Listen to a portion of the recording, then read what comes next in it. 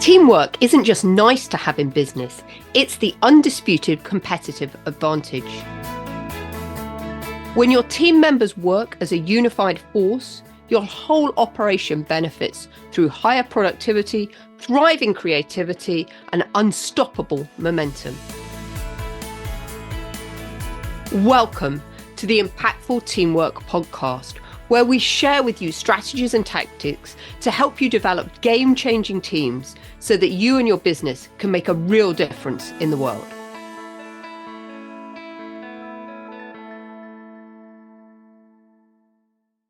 Welcome back to Impactful Teamwork, the podcast. And I just wanted to stop by today on New Year's Eve and just check in with everyone and see how everything was during the festive celebrations for you. And I hope that you had an amazing time.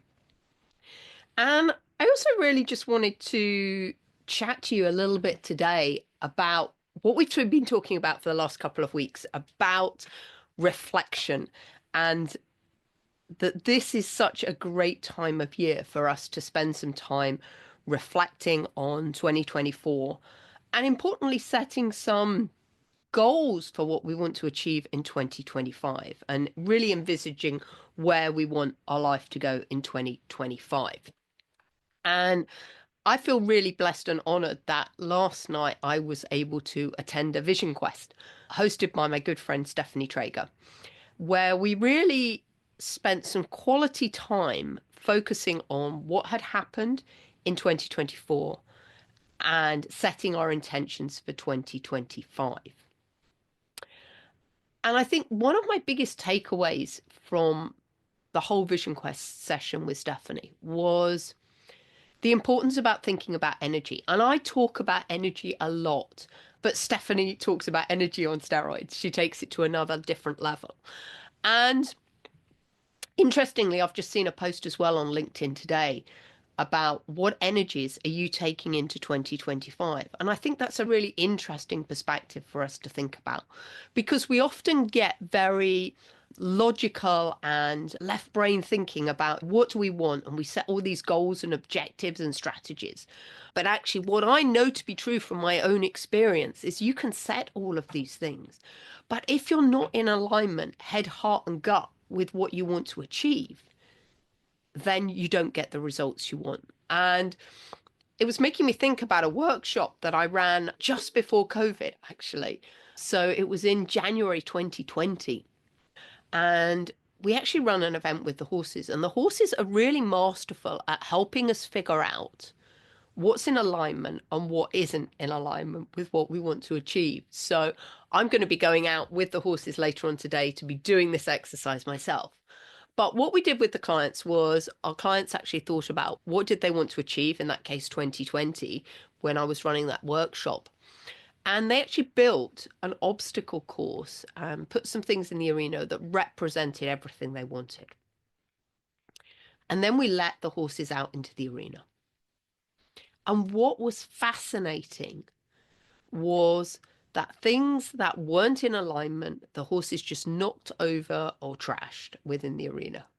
And for the clients and the people that attended the event, it was so insightful because it really helped them realize that they were wasting their time and energy and valuable resources in building things that actually weren't in alignment with what they wanted.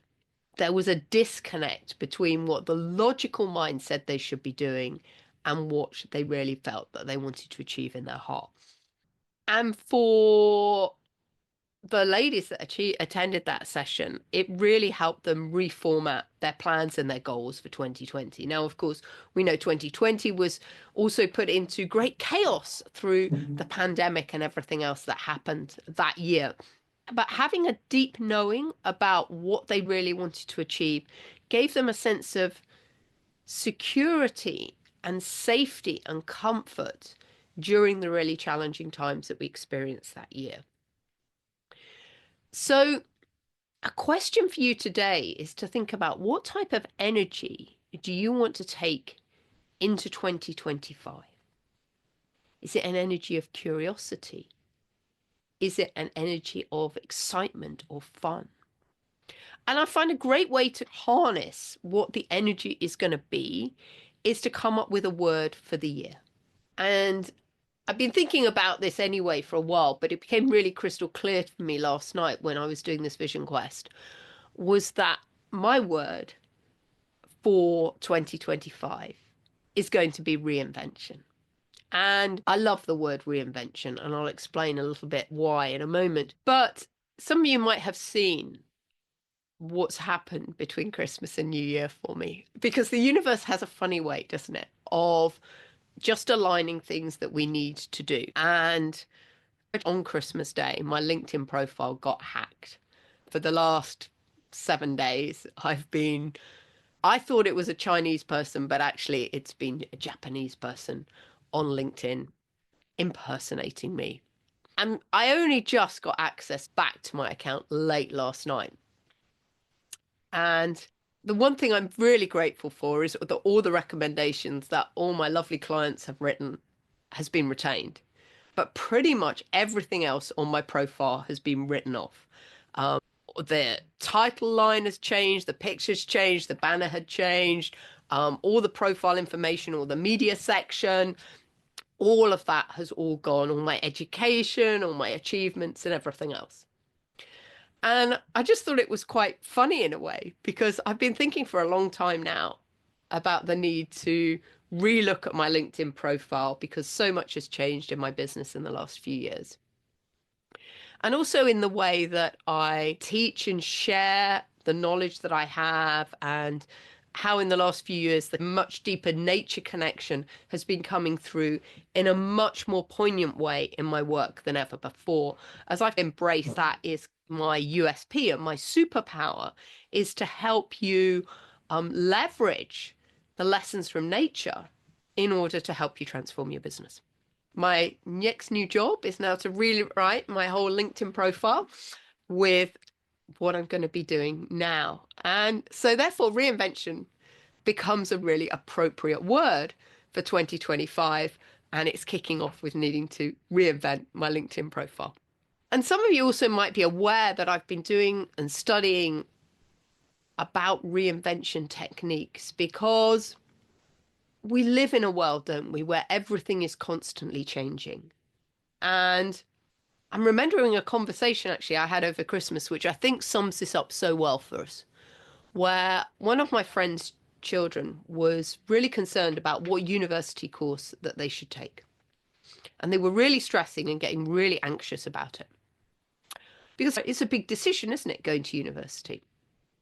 And which course should I study? But actually, her mum turned around to her and said, just go and do something that you love. Because actually, what you go and study at university probably won't be relevant in 3 or 4 years' time when you graduate. And let's just think about that for a moment. That is the speed of change that is happening in the world today. Things that are relevant today in 3 or 4 years may no longer be relevant. In fact, some of the most recent change information coming out from the Reinvention Academy is talking about the speed of change in some industries being as short as 3 years. And their new research is not likely to come out for a couple of weeks now, but we're thinking probably that the average lifespan of a company now is somewhere in the region of about 5 to 6 years.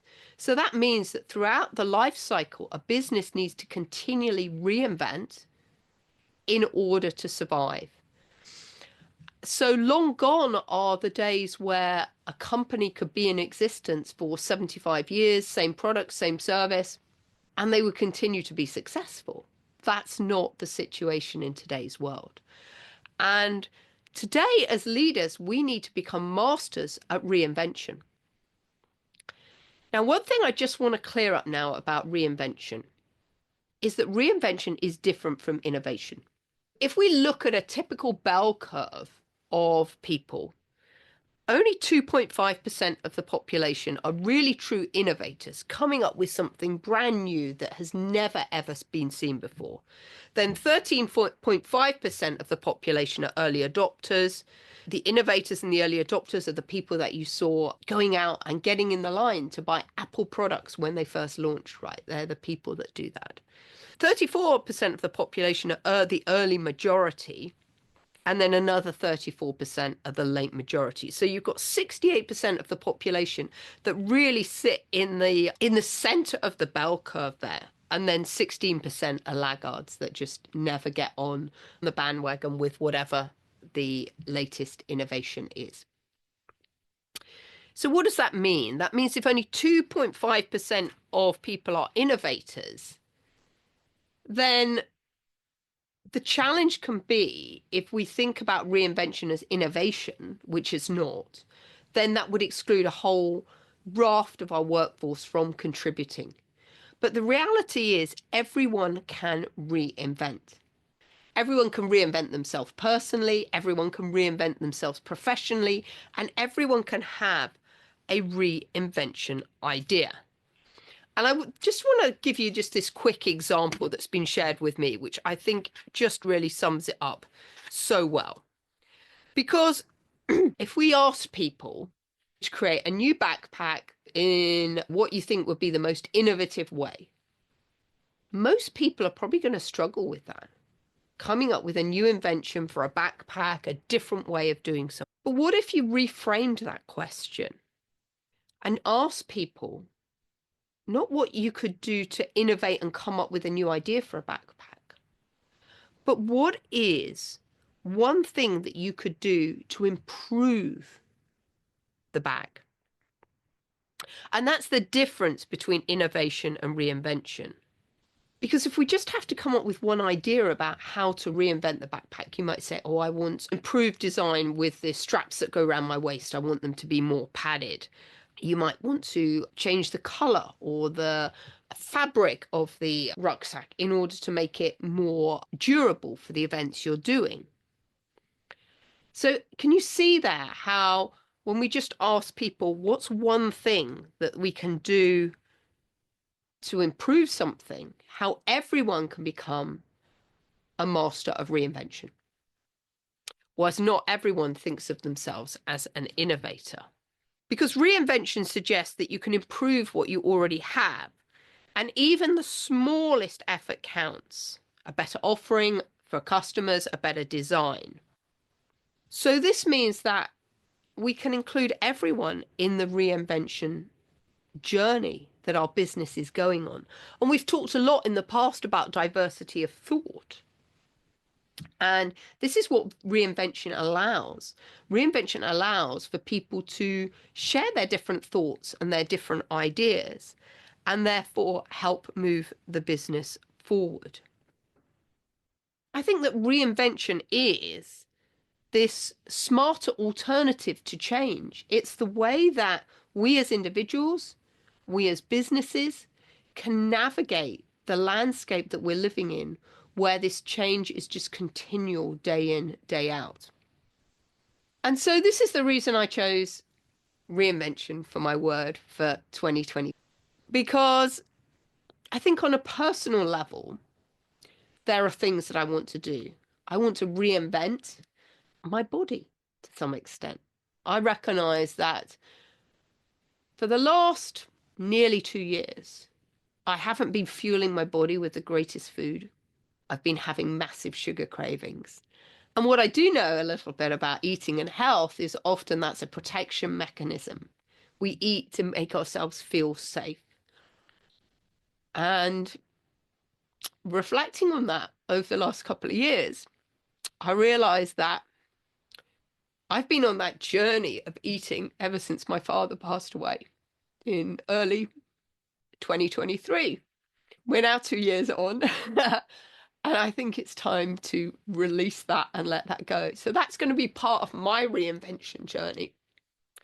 But I also think that there's a piece there about, gosh, I wasn't expecting to get so emotional about this, reinventing my business and really stepping into my power about what I know to be true about the better way that we can run our businesses, how we can more effectively inspire and motivate our teams, create these engaged workplaces where people want to come to work. Let's obliterate the toxic work cultures that exist out there, because all they do is dumb people down. And that doesn't create that positive ripple effect that I'm so passionate about creating in the world. So as we go into 2025, I'm also embracing that with the reinvention of my business logo. I know it's only a small thing. It was done earlier on in the year by an amazing gentleman for me called Giles Etherington. And I've been sitting with it, but I haven't been embracing it because sometimes we have to get comfortable with what we want to reinvent. And as we were looking at how to reinvent the logo to make it more reflective of who I am and what I stand for, we created, and you'll see this, it's on my new logos on my LinkedIn page now, and the website's still being redeveloped, is 4 horse heads. And the 4 horse heads are in different colors.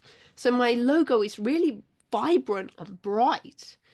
And actually, I realized that's much more my personality. I think I've been hiding behind the serious corporate colors of dark navy that I experienced in corporate. And there's been a kind of safety net of that. But actually, Julia's a lot more of a fun person than that. And that's never really come through in my marketing, my literature up to now.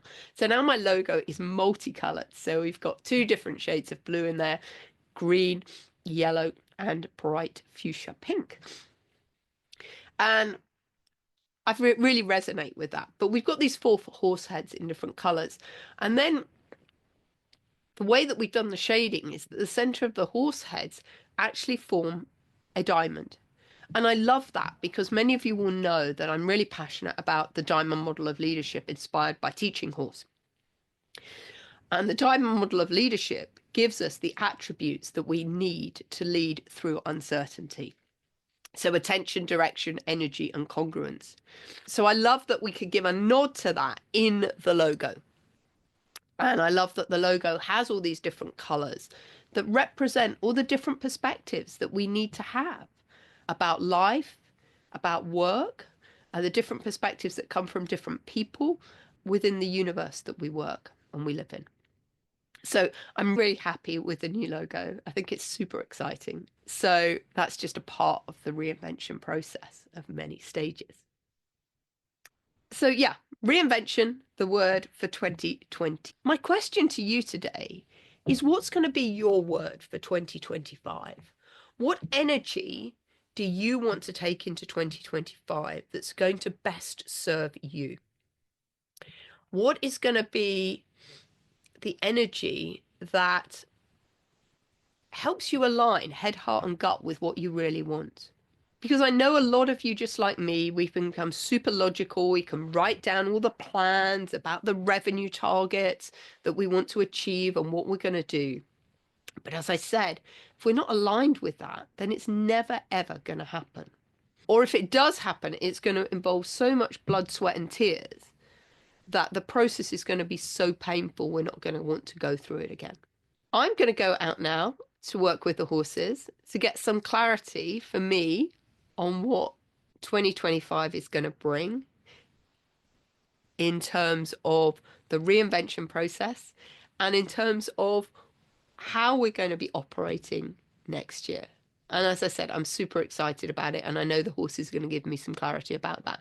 And if any of you are brave enough and would like to get the horse's input on your business plan or your personal plan for 2025, then please do reach out to me, because I absolutely love running these sessions with the horses to help people get clarity on what they want to achieve.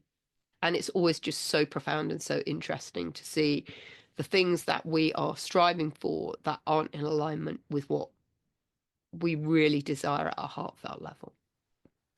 I hope you've enjoyed these reflections on 2024.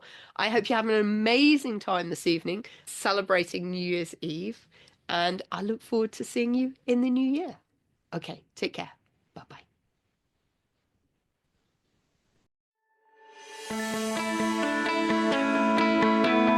Thanks for listening to the Impactful Teamwork Podcast. Please stay tuned for future episodes and do subscribe wherever you get your podcasts. If you've enjoyed this episode, please leave a rating on your favourite platform. Recommendations are essential for attracting new listeners. Please follow us on social media at Julia Felton and at Business Horsepower. And if there are any topics you'd like us to cover on future episodes, please do let me know. Remember, you and your team are always making an impact. What impact will you make today?